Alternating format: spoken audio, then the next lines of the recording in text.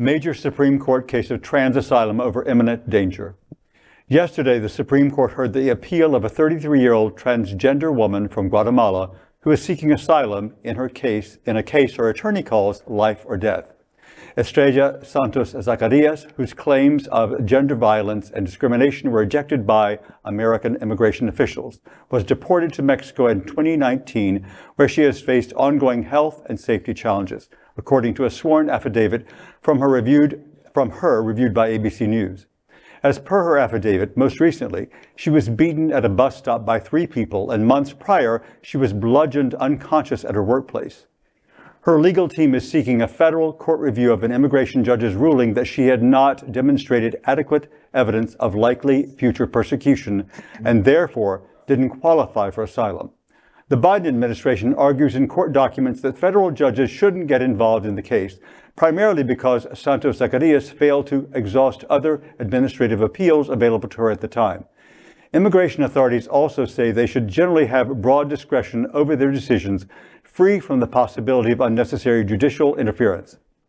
While Santos Zacarias' case hinges on technical arguments over jurisdiction and immigration procedure, its outcome could have significant implications for thousands of asylum seekers hoping to challenge removal orders in court.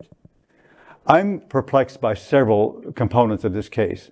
I don't quite understand why the Biden administration is pulling back and not supporting. I mean, I'm sure there are many parts of it I don't understand, but I don't understand why the Biden administration is not supporting her asylum.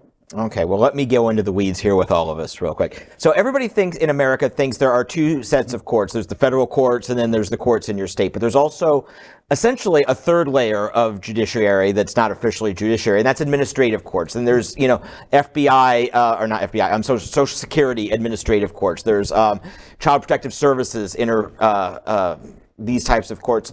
And basically what I'm reading from this says that immigration authorities say they should have generally broad discretion over decisions free from the possibility of unnecessary judicial interference. So what they're saying is, give us a free hand. We'll follow the rules or whatever's come down from Washington, but we want to rule out the possibility of the courts coming in and stepping on us. And that is basically setting up little fiefdoms all along the border. So any idiot who's in charge of his particular office can throw people back essentially at will.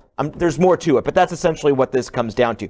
So the U.S. is trying to avoid a precedent. While I'm sure the Biden administration supports this particular case in general, they're trying to, this would, depending on how this is ruled, could be a complete sea change in how power is distributed in this so you're saying along the border. Biden administration is making a generalization kind of decision. That from what I've read of this article and several other things that I read on it, yeah. But it's not Article 42, got nothing to do with that. No, this is really a power struggle. This is a power struggle between ICE or DHS or whoever sheriff on the border versus the court's ability to come in and supervise and say, no, you can't do this, or yes, you can do this. You see, what concerns me about this is that even though she is from Guatemala, and she probably was not sent back to Guatemala, she was sent back to Mexico, yeah, where a lot of these people that are not able to cross the border are basically being retained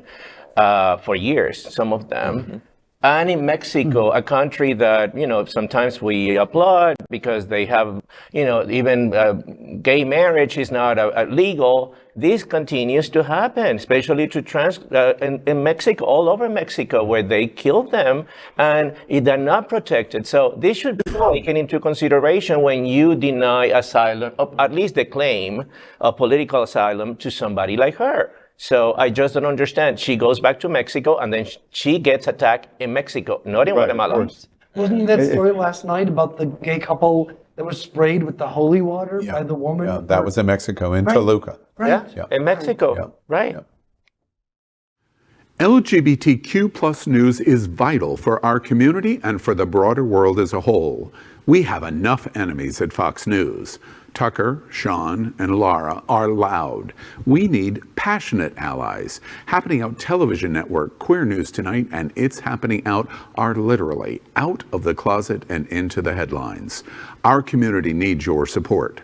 like this broadcast and subscribe now to ensure the growth of the entire LGBTQ+ community.